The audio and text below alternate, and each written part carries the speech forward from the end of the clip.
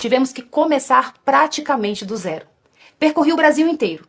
Instalamos os diretórios nos estados, empossamos presidentes estaduais e municipais, demos capilaridade e representatividade ao movimento que hoje, sendo um dos mais recentes, se tornou o maior movimento político partidário de mulheres no Brasil. Travou? Ou fui eu? E os resultados vieram. Nas eleições de 2024, elegemos 45,8% mais mulheres do que em 2020. Com pouco mais de um ano de trabalho, foram 1.005 mulheres eleitas. Agradar o Ciro Gomes, por que ele não ofereceu a vaga do seu próprio pai? Será que ele acha que retirar a vaga de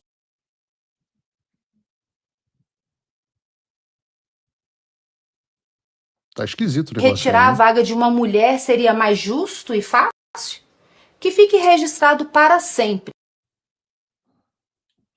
Esse homem que estão perseguindo e tentando retirar da disputa uma mulher nordestina. Alguém me explica o seguinte, rapidinho aqui. Esse homem que... Eu por um acaso até deveria saber, mas eu não sei. O que é esse negócio desse símbolo aqui em cima da mesa? Vocês podem me dizer no chat, não? O que é isso aqui? Que é isso? Quem botou esse comentário aqui? O que tá acontecendo, Gabriel? O que é isso aqui, hein? Libras. Ah, tá. Eu realmente não sei. Mas é feio, né? Eu te amo em Libras, é isso aqui? Ah, interessante. Amor em Libras. Obrigado, achei. Eu realmente não sabia. Deveria saber, porque, né? Parece. Eu te amo em Libras é horrível. Você já viu um pessoal de Libras deveria rever isso aqui, né? Isso parece uma coisa meio demoníaca. Mas volta ao terceiro vídeo aqui. Esquece o Eu Te Amo em Libras. Vamos aqui. Obrigado. É para se unir a esse homem que estão perseguindo e tentando retirar da disputa uma mulher nordestina, mãe de 4 filhos, que dedicou tudo ao movimento em defesa da vida?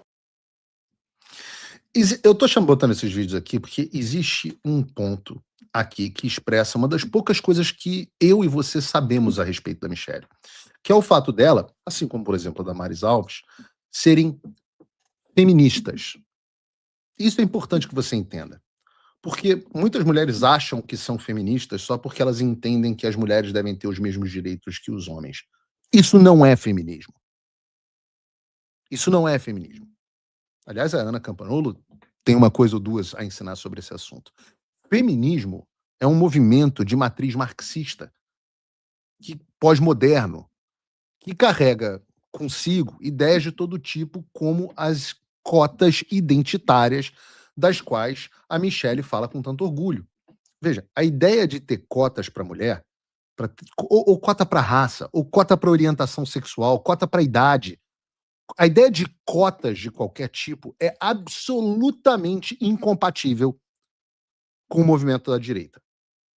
Política identitária é aquela política que separa as pessoas não pelos seus méritos e pelas suas qualidades, mas sim pelas suas características físicas e genéticas.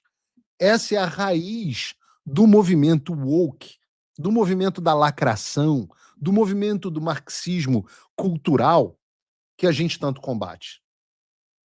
Qual é a ideia da direita, pessoal? A ideia da direita, a ideia conservadora é a seguinte: quantas mulheres nós devemos ter na política? Ora, quantas mulheres o eleitor quiser eleger? As mulheres têm os mesmos direitos que os homens, têm capacidade intelectual até geralmente acima da média masculina, e, portanto, elas podem estar em todos os lugares que os homens podem estar. Tem a necessidade de cotas. Por que nós temos que ter cotas de pelo menos 30% para a candidatura feminina? Ora, porque esta é uma ideia da mesma matriz que criou cotas para negros e para seja lá o que for dentro de universidades. É uma ideia marxista, uma ideia feminista e, portanto, marxista, de que você precisa de políticas identitárias, ou seja, da sua identidade, para todos os tipos, que levam o nosso país a ver situações como essa, que viralizou na semana passada, de uma empresa de colchões que foi multada em R$ 300 mil pelo Tribunal Superior do Trabalho por falta de mulheres em cargos de chefia. Essa é a ideia de que você deve preferir o identitarismo em detrimento do mérito. Feminismo é marxista, meritocracia é conservador, é capitalista. Você não deve promover uma mulher pelo fato dela ser uma mulher. A discussão para vice do Flávio. Vai ser uma mulher. Por quê? Tem que ser a melhor pessoa para ele ganhar a eleição e a melhor pessoa capaz para ser presidente, caso seja necessário. Não, mas agora tem que ser uma mulher, tem que ser um negro, pelo fato dele ser negro, tem que ser um gay pelo fato de ser gay. É com isso. Essa é uma das poucas coisas que nós sabemos sobre Michele Bolsonaro, que ela fala com enorme orgulho, é esse aspecto feminista. Muito objetivamente, ela fala no vídeo que aumentou em 45% o número de mulheres eleitas no PL e que agora o partido tem 1.000 e tantas parlamentares mulheres. Mas o que isso significa? O Flávio reconhece esse método. O que isso significa? Ser mulher te faz uma boa política, naturalmente? Você, por ser mulher, há um mérito em si, inerente em ser mulher? Ora, eu amo as mulheres. Até demais. Minhas 2 filhas são as paixões da minha vida. Só tenho filhas mulheres. Eu quero um mundo maravilhoso para as mulheres, o mais justo, o mais seguro, o mais próspero. Mas o fato delas serem mulheres não as faz melhor do que os outros. Vejam, o evidente, né? A única mulher que foi presidente do Brasil foi um desastre absoluto. Você poderia dizer, por que é mulher? Eu falo, não, é incompetente. O Lula é quase tão ruim quanto a Dilma e é homem. Porque o que determina se você é bom ou não... Eu perdi meu retorno? Eu perdi meu retorno por falta de bateria, mas espera aí. Porque o que determina se você é bom ou não é o seu sexo, mas a sua competência, os seus valores. Então, nós precisamos... Isso é muito importante, a gente precisa rejeitar esse discurso marxista de que nós precisamos eleger mais mulheres, ou mais gays, ou mais transvestis, ou mais refugiados, ou mais jovens. O que a gente precisa é eleger as pessoas mais competentes e íntegras, independente das suas identidades, independente da questão identitária. Então, quando nós vemos a presidente do partido, que é o chamado de Partido Liberal pelo nome, mas é, em tese, o Partido Conservador do Brasil, transformar essa discussão em algo identitário, você fala assim, ferrou. É justamente a dialética marxista. Os Estados Unidos, na última eleição, escolheu um homem para presidente e não uma mulher que concorria no cargo contra ele. Pelo visto, pela lógica da Michelle, a gente deveria preferir a eleição da Kamala Harris. Afinal, ela é mulher. A Michelle fala muito do PL mulher e você deve se perguntar o seguinte: por que ela recebeu esse protagonismo? Porque, em razão dessa política de 30% de cotas para candidaturas femininas, passou a haver uma reserva de mercado gigante e os partidos começaram a serem obrigados a destinar um caminhão de dinheiro para candidatas mulheres. E como mulheres, por traço de personalidade, são menos atraídas por política do que homens, você precisa de um esforço gigantesco para atrair esse 30%. Vejam,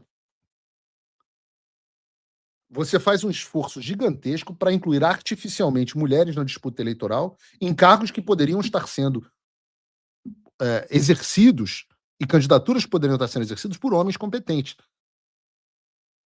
Pela pessoa, ou por travestis mais competentes, ou por o que quer que sejam mais competentes. Isso é comunismo, porra. Meu Deus do céu. Isso não é democracia. Quem bate no peito para se orgulhar disso está na direção errada. Então, beleza. Você tem o PL Mulher, ela diz que tem um diretório em cada estado, que o trabalho é muito bom, etc, etc. Eu pergunto o seguinte, e o próprio Flávio estava reconhecendo isso. Aí eu faço a pergunta a você. Em que diabos o PL Mulher, com todas essas parlamentares, ajudou a candidatura do Flávio dentro do PL até agora? Ora, peguem todas as pesquisas. Onde o Flávio vai pior é justamente no eleitorado feminino. E agora a gente tem a presidente do PL Mulher gravando um vídeo, como a gente vai tratar logo mais, dizendo que foi humilhada pelo candidato do PL. Parabéns, bela ajuda. E não é o Flávio só que vai mal como candidato da direita, não. Se você pegar todos os presidentes dos Estados Unidos até hoje e separar demograficamente e só mulher votassem, todos os eleitos teriam sido democratas até hoje, inclusive a Kamala Harris. Mulher, em geral, vota muito mal. A única exceção é o Ronald Reagan. Ronald Reagan teria ganhado junto às mulheres também na reeleição. Mulher vota estatisticamente muito mal. Principalmente mulheres solteiras. Mulheres casadas, em geral, tendem a acompanhar o voto do marido. Mulheres solteiras, não. Isso que eu estou dizendo, pode arrancar os pentelhos das calcinhas, pode fazer o que você quiser, principalmente as feministas que têm mais pentelhos. Mas eu quero dizer uma coisa a vocês, isso é estatística. Ora, quem lidera hoje o voto feminino? Lula. Quem liderou o voto feminino na última eleição? Lula. Pega para trás, é sempre a esquerda. E o que o PL Mulher tem feito para melhorar essa história? Rosca, zero. E já que a gente entrou nessa questão, vamos entrar no que ela falou sobre o Ceará. Vamos ver o que disse a Michelle sobre o Ceará. Muito com a prisão do meu galego. E havia alguns compromissos que tinham sido... Eu não sei vocês não têm vontade de cortar um pouquinho, só um pouquinho assim, só para ver o que acontece, os pulsos. Toda vez que ela fala meu galego, não é um negócio, não soa fake. Principalmente se vocês soubessem as coisas que eu sei. Mas vamos lá, meu galego, vamos lá. A nossa vida mudou muito com a prisão do meu galego. E havia alguns compromissos que tinham sido assumidos antes. A filiação de Mariana Carvalho no Maranhão e o lançamento da pré-candidatura de Eduardo Girão no Ceará foram alguns deles. Eu falei diretamente com o meu marido sobre cada um desses compromissos. Eu disse a ele que queria apoiar o Girão, pela sua fidelidade às pautas conservadoras, pela coerência que ele representa com as pautas da direita, totalmente oposto ao que o Ciro defende. E ele me autorizou. Em matéria de política, eu faço somente o que eu e ele combinamos. Girão é o único verdadeiro representante das pautas da direita na disputa pelo governo. Eu tô tendo que cortar aqui, já expliquei, né? Porque os vídeos, eles não são só muito longos, mas não tem princípio, meio e fim. Então ela fala do mesmo assunto em partes diferentes do vídeo. É uma equipe muito incompetente que roteirizou isso, mas então só tô tentando arrumar um pouco aqui o argumento. Girão é o único verdadeiro representante das pautas da direita na disputa pelo governo do Ceará. No dia do lançamento da sua pré-candidatura, estavam presentes vários representantes do PL, inclusive o presidente estadual André Fernandes.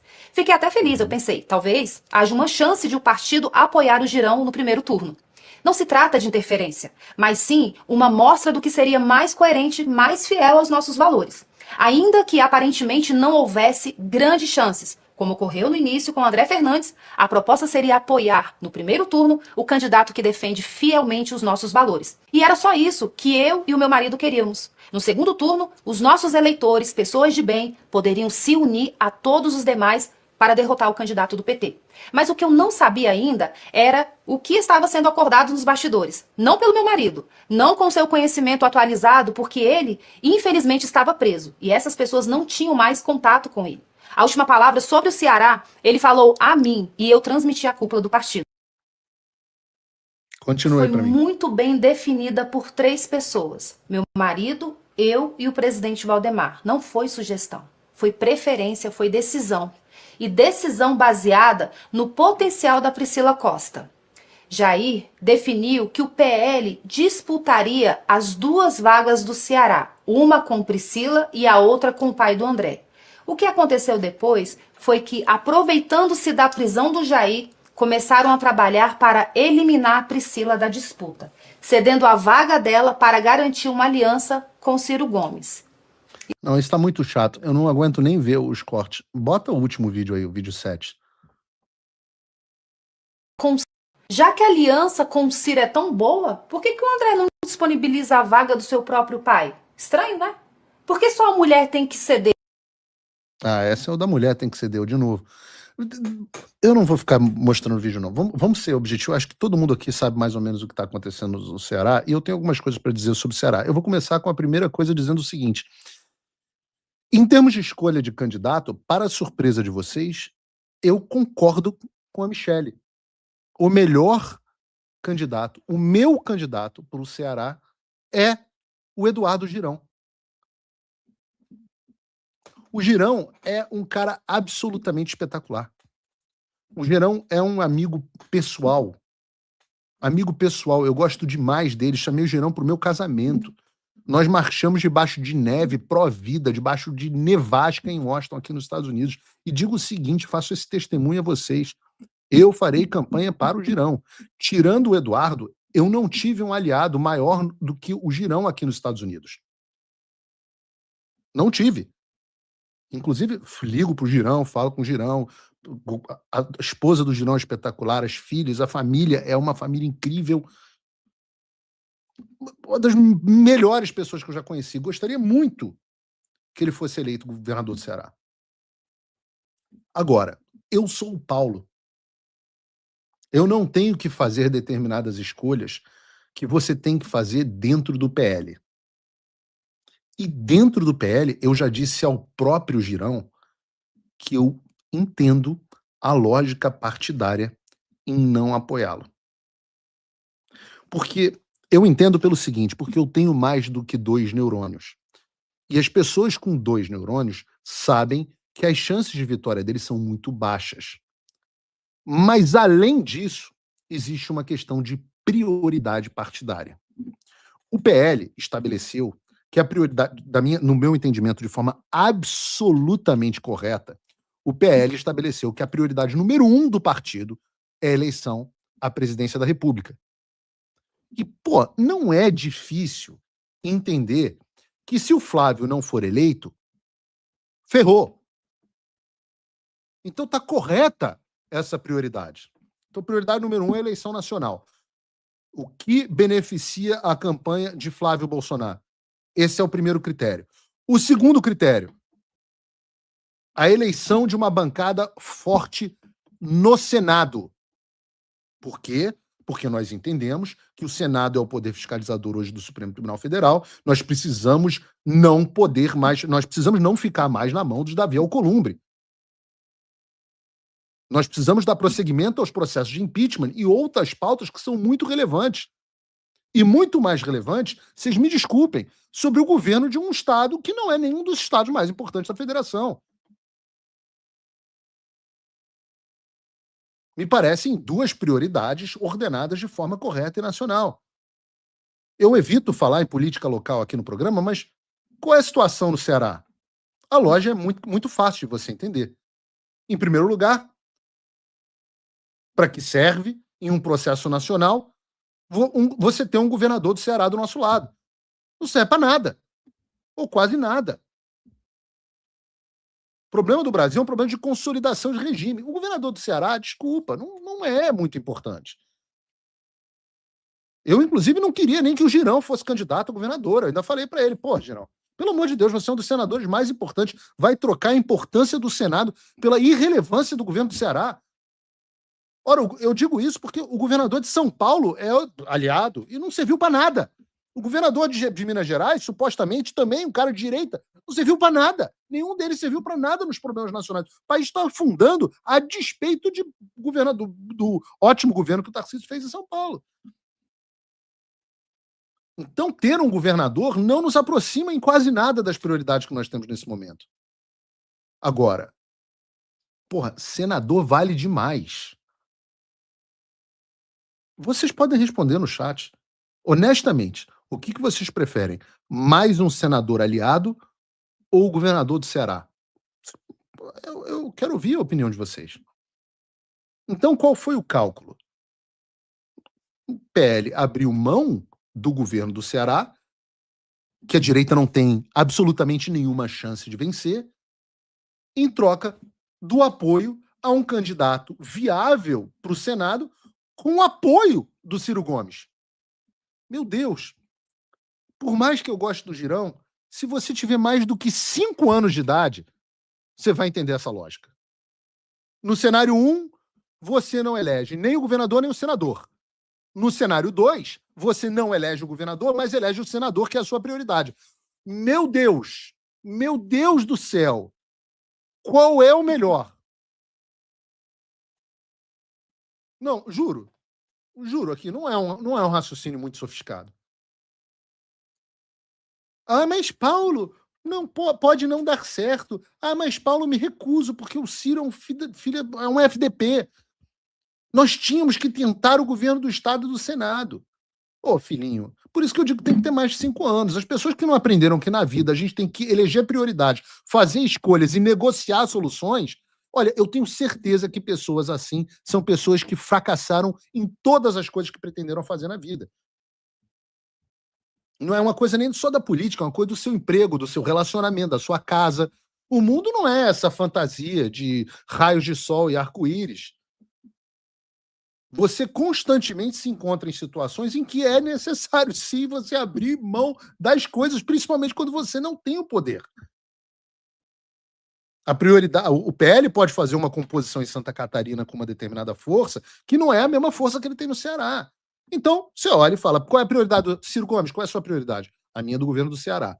Eu falo: pô, que bom, a nossa é o Senado. Então vamos sentar junto, vamos caminhar junto para aumentar as chances de sucesso de ambos. Aí não, mas como ela diz aqui, as pessoas às vezes acham que tem pouco votos e acabam ganhando as eleições. Ué, é verdade, às vezes acontece. Mas nenhuma estratégia é feita com base na ideia de que o azarão sempre vai ganhar. Até porque senão ele não seria azarão, pô. Girão foi candidato ao prefeito de Fortaleza, a maior cidade do Ceará, em 2024. Qual foi o resultado? Ficou em 5º lugar. Não teve nem 15 mil votos. Teve vereador em Fortaleza com mais votos que ele. É um absurdo. É o Paulo, se Moraes no Ceará, votaria no Girão. Mas a verdade é que as chances dele do governo do Ceará são muito ruins. Se ele tivesse bem posicionado, a posição dele de negociação seria uma. Mas você pega a pesquisa da Ipsos e pega que o Ciro Gomes aparece com 44%, o candidato do PT com 33% e o Girão com 4%. Aí não dá, pô. Então, o que eu estou dizendo, se você tiver mais que 5 anos de idade, chamar um adulto para negociar na mesa, vai entender a lógica do PL em fechar o apoio ao Ciro Gomes, para, em troca, ter alguma coisa em troca. O Ciro Gomes apoiar o candidato do PL ao Senado. Os números estão aí, não precisa ser muito inteligente para você entender a sua posição na mesa. Agora, lamento se a pessoa é tão inexperiente que se sente contrariada. Quando eu tinha 20 anos de idade, eu também talvez fosse um pouco mais idealista. Mas esse aqui não é nem 20, são 5 anos de idade mesmo. E sim, isso contrariou a Michelle. Esse não é o assunto principal, essa não é a causa para esse piti, tá? Não é. A causa para isso é porque, vamos ser absolutamente claros aqui. A causa para essa difamação gratuita, a causa para ela é porque Michelle quer implodir a candidatura do Flávio Bolsonaro para se tornar a única alternativa do partido. Está dito, em bom português. Essa história do Ceará é acessória. Contrariou a Michelle. A Michelle queria que apoiasse o Girão. Como também queria colocar a sua candidata na chapa do Senado. Mas o que acontece quando o diretório estadual e nacional do partido contrariou a Michelle? O que acontece é que, em vez de se respeitar a lógica política, se respeitar pessoas que são mais experientes na política, o que acontece é que, em vez disso, em vez de se respeitar hierarquia, experiência, etc., o que acontece? você é chamado de machista. Que vergonha para uma mulher se colocar nessa posição. Deixa eu repetir as aspas da Michelle sobre o André Fernandes. Eu preciso parar aqui e fazer uma pergunta. Se o André queria agradar o Ciro Gomes, por que ele não ofereceu a vaga do seu próprio pai? Será que acha que retirar uma vaga de uma mulher seria mais justo e fácil? A Michelle está falando que quem tem que abrir mão da indicação para o Senado na chapa do PL no Ceará não é ela, que não é cearense, inclusive, mas sim o André Fernandes, que é o quadro mais competitivo do partido no Estado e quase venceu, mas por muito pouco, não venceu o candidato do PT à prefeitura da maior cidade do Nordeste. Um deputado federal do PL que quase venceu para prefeito na maior cidade do Nordeste, em um reduto eleitoral do PT, um dos políticos mais populares do Estado, um fenômeno de comunicação, tem que abrir mão da indicação à chapa no Senado, porque se contrariar a Michelle, ele vira machista. Porra, não é possível. Não dá para se aceitar um troço desse.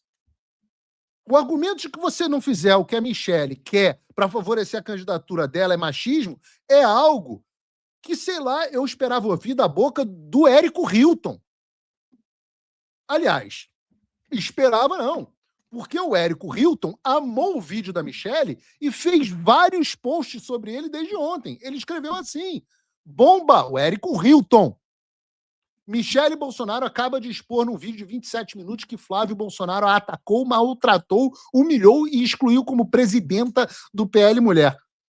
Mas vale lembrar, o PL Mulher é uma das principais organizações que luta contra os direitos das mulheres e meninas para excluir mulheres trans, dizendo que somos uma ameaça às mulheres cis.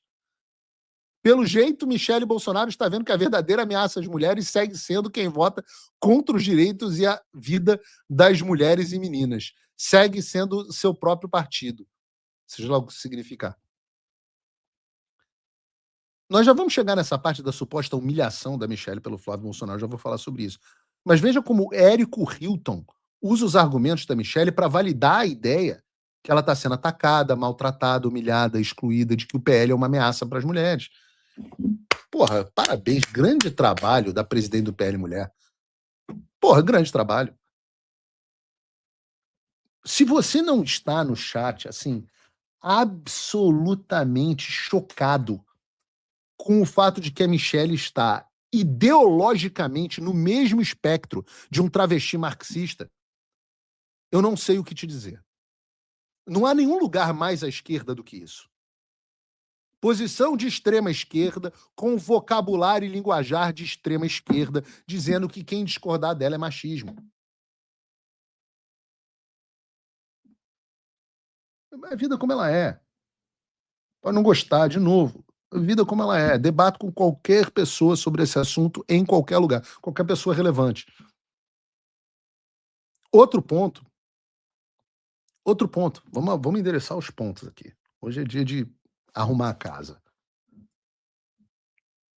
Aliás, peço aqui, já que hoje a gente não vai ter praticamente break de mexã, então eu peço a você, porque o programa é meio que de tema único.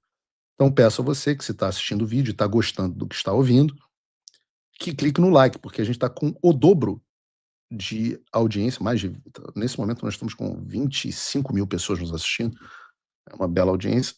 Eu peço a vocês que vocês cravem o dedo no like, porque isso vai fazer que o programa chegue a muito mais gente, mas muito mais gente, tá? Só para ter certeza que eu estou olhando aqui o número certo. Outro ponto que de maneira implícita ela tentou chamar a atenção no vídeo é a ideia de que só ela seria a legítima porta-voz do Bolsonaro. Aqui eu vou me coçar, vou me segurar. Tem muita coisa que eu sei, muita coisa que eu não posso falar. Eu não vou falar, eu me recuso, eu não vou entrar em questões pessoais, questões domésticas. As informações chegam para mim, eu não vou entrar nisso. E não chegam a mim, e as pessoas pensam assim, chegam pelo Flávio e pelo Eduardo. Cara, o Flávio e o Eduardo talvez sejam os dois, embora a gente tenha uma relação de proximidade enorme.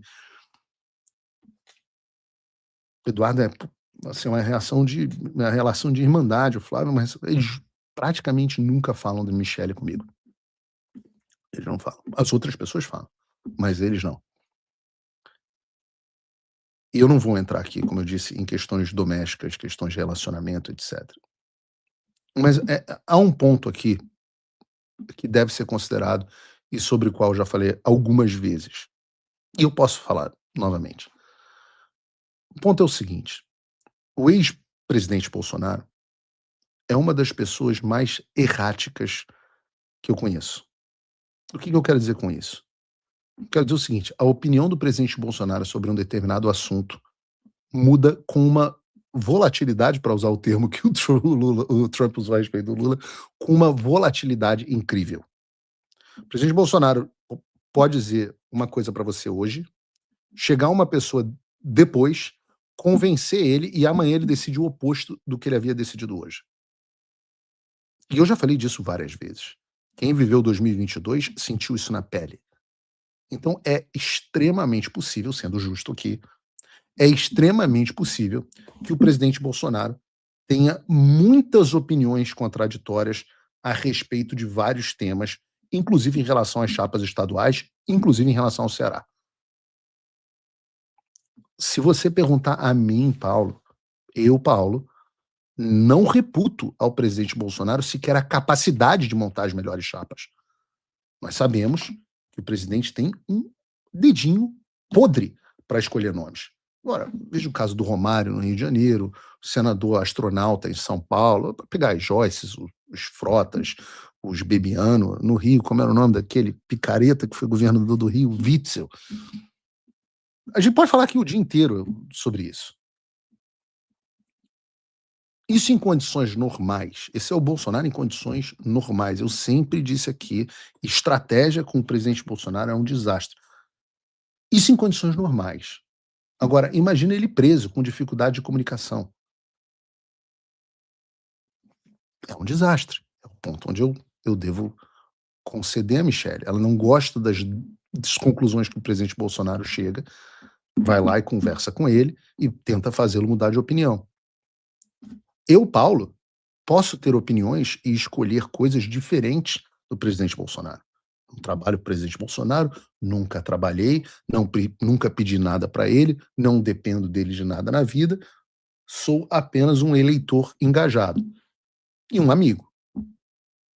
Ainda assim, quem está diante da hierarquia partidária, mesmo com o fato de eu achar que as decisões do presidente Bolsonaro são horríveis, cabe a ele, a quem estiver debaixo da hierarquia, seguir as escolhas feitas pelo presidente. O Flávio, e na época quando o Rogério Marinho estava podendo ir lá também, iam lá constantemente. Inclusive no vídeo ela confirma isso. E diz que o Flávio vai à casa dela várias vezes por semana. E tudo tem sido batido e aprovado sempre pelo presidente Bolsonaro para as chapas de todo o país. Então não é verdade, primeiro, que ela é a única porta-voz do presidente Bolsonaro, e não é verdade que o presidente Bolsonaro não endossou as decisões que foram tomadas pelo Flávio, pelo Rogério Marinho e pelo PL. A Michelle poderia ser ouvida nesse processo de escolha das chapas? Poderia. Agora, ela precisaria ser ouvida? Não. Não. Não há nenhuma necessidade de se ouvir, nenhuma obrigação de se ouvir a Michelle. E ela pode gostar, ela pode não gostar, mas ela deve respeitar. O pior dos papéis é que toda vez que seja tomada uma decisão, infernizar a cabeça do cara em uma prisão domiciliar para que ele reverta as decisões que ele já tomou, sobretudo na condição de esposa, que é a única que pode acessar o cara o tempo inteiro, que deveria estar cuidando do sujeito, do galego. Esse é o contrário. A prática, isso aqui me deixa chateado, porque a prática é o contrário da imagem de uma mulher cuidadora, da Amélia que ela quer passar. A Amélia cuida do galego, em vez de infernizar a vida do cara porque não gostou da chapa que ele montou. É por isso que foi tão importante, inclusive, que a escolha do Flávio tenha sido documentada de forma escrita. Porque senão nós teríamos Michelle o tempo. Não vou nem dizer que se isso aconteceu, vocês imaginem. Infernizando o tempo todo o presidente para ele mudar de opinião. É óbvio que você, ao assistir esse vídeo e de ver a postura da Michelle, é óbvio que ela, inclusive, ainda nutre alguma esperança de inviabilizar a candidatura do Flávio e ela passar a ter o protagonismo, ser a única candidata possível no lugar do Flávio. É impossível você ter assistido esse vídeo e não ter essa impressão.